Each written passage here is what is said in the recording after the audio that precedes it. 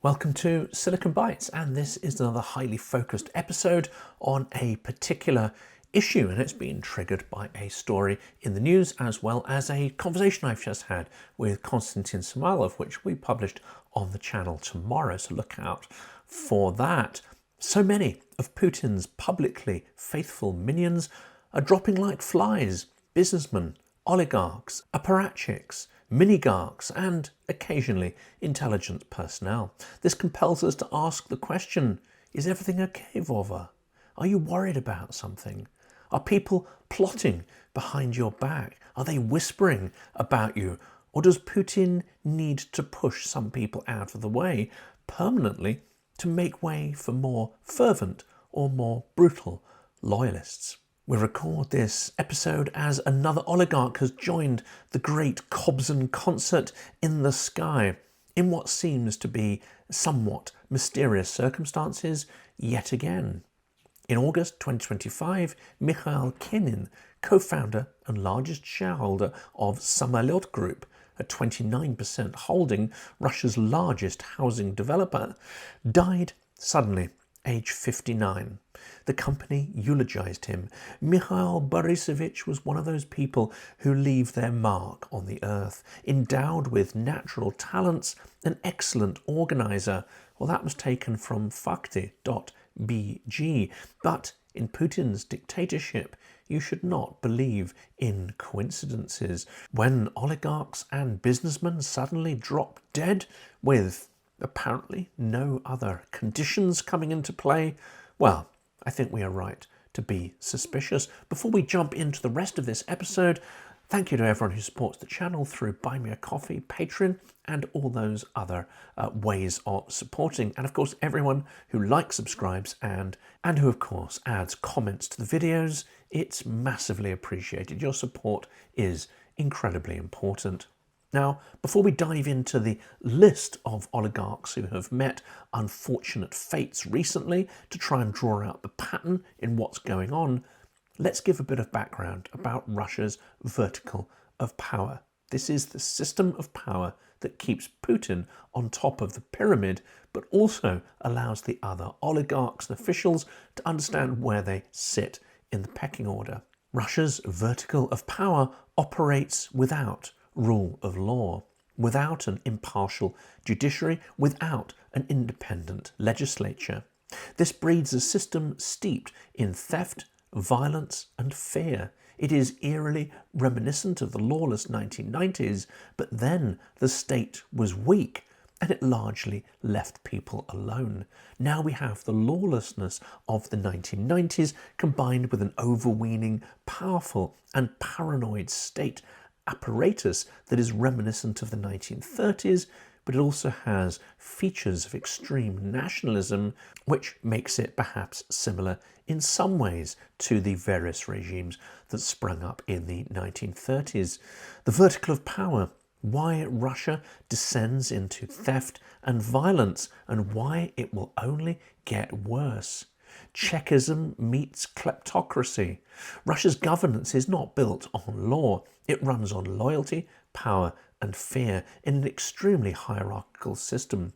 Political scientist Oleg Krishtanovsky, as cited by Wikipedia, estimates that up to 78% of Russia's top leadership, from regional governors to ministers, are connected to the KGB, or as it's now called, the FSB.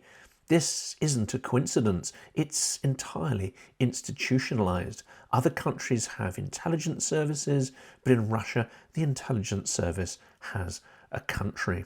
Many officials remain in an acting reserve role, paid and protected by the security services, regardless of their formal roles. Again, that's taken from Wikipedia. This is something we have talked about many times with Konstantin Samolet. You simply cannot reach the heights of any profession, whether that be in journalism, business, entertainment, or the media, without making some form of compromises with the intelligence services or being directly complicit with them. This apparatus, termed Czechism, means the state acts as both perpetrator and protector, dissolving boundaries between law enforcement and vested interests. As ex-advisor Andrei Ilyanarov puts it, it's a system where the corporation of intelligence service collaborators monopolizes political power and every key resource in the country. Now that resources are becoming scarce and the economy moving away from one that generates new opportunities and new resources, we'll expect these monopolists of power to start fighting like rats in a sack.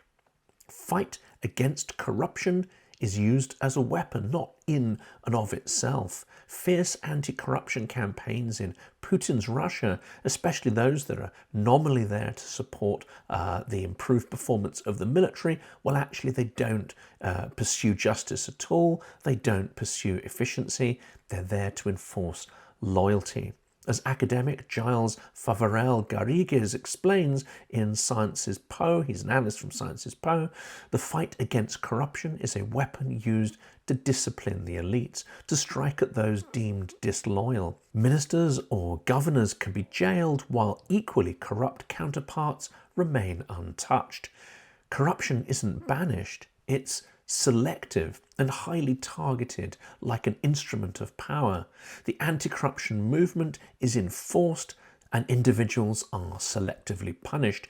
This keeps everyone complicit, everyone fearful and beholden to those in the upper echelons of power. Well, the legacy of the 1990s is that Russia moved from widespread theft to becoming a mafia state. The chaotic post-Soviet era saw state assets privatized overnight. Without legal frameworks, wealth was seized through violence, insider deals, and criminal intermediaries. Wikipedia notes that in the 1990s, close to 2/3 of crime involved property theft, while oligarchs and organized crime groups leveraged krysha, that means your roof or protection rackets, to enforce contracts and to intimidate rivals. We are rapidly returning to those days, it seems. This private enforcement filled the void left by lawlessness. Businessmen didn't rely on courts, they relied on muscle and guns. This blurred the line between state and mafia, creating a structural dependence on force. Violence became institutionalized, repression used as a form of governance. The state's coercive apparatus is systematic, yet the regime response is not to institute reforms as, say, happened in the US in the post-prohibition era.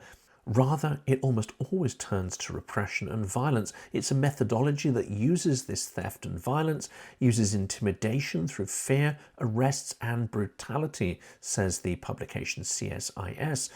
The system becomes not one of law, but a kind of tenured thievery. In this sense, the state acts not to serve people, but to dominate them through humiliation and threat rather than consent. This is partly why we see no serious protests in Russia. Yes, repression plays a role, but also the fact that almost everyone is complicit in this same system of institutionalized theft. The cultural underpinnings honouring the Mafia code. Historian Sergei Medvedev's study, A War Made in Russia, elevates this dynamic, arguing that Russia's societal logic is rooted not in codified law, but in Mafia's honour code, понятие, or understanding in Russian. He points out how state brutality, criminal slang, and prison-derived moral frameworks have colonized public life in Russia. In this system, street education, humiliation, and violence are normalized, and the citizen exists only as a resource to be used and expended. That was reproduced in lemonde.fr. Kleptocracy as a governance model. Studies, including the New Yorker's Putin's Shadow Cabinet, show how oligarchs act as feudal juniors in a state-run corporation, Russia Inc. State contracts, money flows, and business favours are not market mechanisms. They're expressions of power and loyalty. That was produced in the New Yorker. Such a system is not incapable of reproducing some features of a market economy, but it's far less efficient. It can be coerced by the interests of the leader at the pinnacle of the power vertical. It is subject to their whims and their prejudices.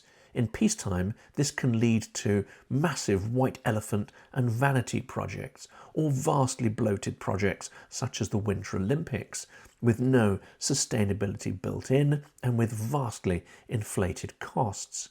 And in the case of Putin, and in a wartime context, this leads to a full reversion to Soviet brutality in the service of absolutely pointless political ends. This form of governance enshrines theft. The state doesn't lose assets, it redistributes them to allies. Corruption is not the exception, it's the rule.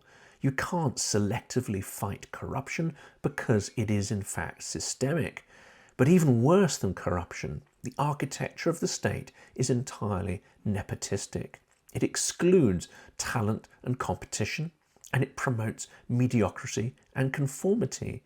If those individuals demonstrate loyalty and deference, appropriation isn't crime in Russia, it's currency and culture.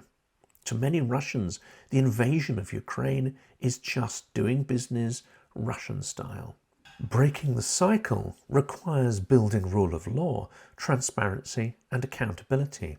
Until then, as Medvedev warns, the prison code rules and the absence of justice will be perpetuated. So let's get back to the story that triggered this exploration of Russia's lawless system. A trail of death is winding its way through Russia's elite, a trail too consistent, too cold, too brutal, too calculating, and at times too absurd to dismiss as mere coincidence. Well, let's begin. Mikhail Kenin, example 1, property developer. In August 2025, Mikhail Kenin, co-founder and largest shareholder of Samolet Group, Russia's biggest housing developer, died suddenly at the age of 57. Kenin's passing adds to a grim roll call. He was the 18th major entrepreneur to die since Russia invaded Ukraine. That's taken from fakti.bg. We can't even keep up with the number of minor businessmen and officials who've gone the same way. The silence on the cause of death and the timing, of course, spark questions. Is the foundation of Samolet, the business, collapsing under the strain of the war economy? Is that why he was pushed out in punishment for failure? Have funds actually been embezzled ahead of that collapse? Maybe that's a cause. Or is Kenin's business empire being appropriated for the state or by the state to be handed over to one of its key loyalists? In many of these cases, we may never get clear answers. Sometimes, though, we will. If the business is taken over by a crony, then we can put 2 and 2 together. And as we said before, this system will tend ultimately to favour cronyism. It will tend to favour loyalists, even if they are entirely incompetent at their roles. So people like Mikhail Kenin, who seem to have some kind of aptitude for business, well, eventually these will all be pushed out or rubbed out. Next, example 2, Andrei Badalov, the pipeline vice president who fell out of favour. In July 2025, Andrei Badalov, vice president of Transneft, fell or was pushed from his upscale Rublyovka apartment, age 62. State media noted the preliminary cause of death is suicide, though Transneft offered no comment. That was written up by the Moscow Times. One broadcaster flagged it as the 10th such case in the oil and gas sector alone since the Ukraine war began. That's featured in Nova Gazeta Europe. It's a chilling count that turns these accidents into something of a consistent pattern.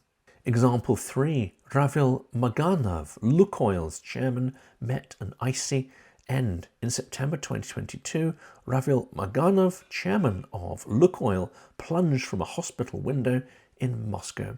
Though Russian media noted he had a heart condition, the circumstances remain rather opaque, as reported in TVP World. I'm not entirely sure of the connection between a heart condition and jumping out of windows, but I'm sure someone somewhere thinks that's a logical connection. Example 4, Mikhail Rogachev, fall from a house which was built on oil. October 2024 brought the death of Mikhail Rogachev, former Yukos vice president, also a fall again from a window, and again official accounts talk of a suicide intent. But with multiple Yukos-linked figures meeting similar ends, the coincidences start to feel like something of a clumsy excuse.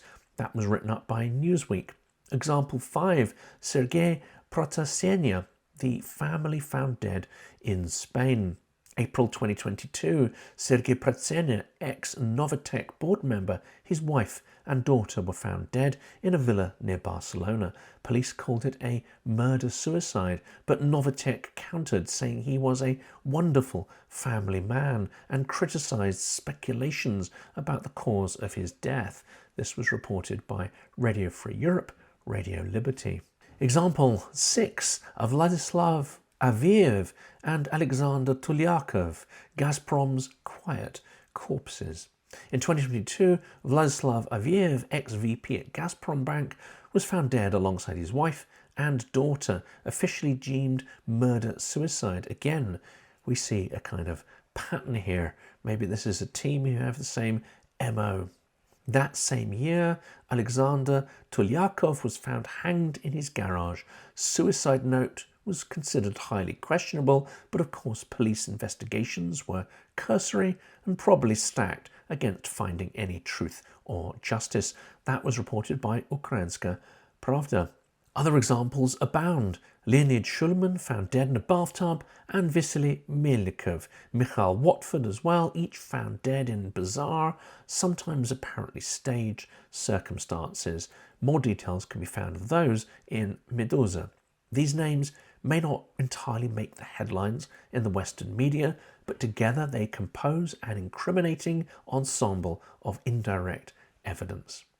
And then we come to those that are better known. The fate of Alexei Navalny is perhaps the best known of these mysterious deaths, which in reality have not too much mystery about them. Alexei Navalny, poisoned, imprisoned, and in February 2024 died at just 47. The state cited illness as the cause. The US intelligence agency suggested Putin as unlikely to have given the direct order. But this seems to me to either be something they cannot possibly know, or else they are crediting far too much constraint to the dictator. Skripal and Litvinenko were targeted as exiles and traitors of the regime. Sergei Skripal, former GRU officer, and his daughter were poisoned in Salisbury. Russia was highly likely responsible, as per statements by the UK Prime Minister and re-reported here in Wikipedia. Alexander Litvinenko, also killed in the UK in London with polonium-210, became a symbol of Russia's new brutality and impunity. They essentially got away with murder, with only the lightest of rebukes and challenges, and so Putin, of course, thought that he could continue and escalate. From developers to oil bosses, bank vice presidents to dissidents, the deaths share a signature: brutal, unexplained, unpunished, and where the dead hand of the Kremlin is suspected. And while Western leaders continue to be intimidated by Putin, to self-deter and even appease the killer in the Kremlin, as the White House has been doing, then the Russian elite will continue to drop like flies.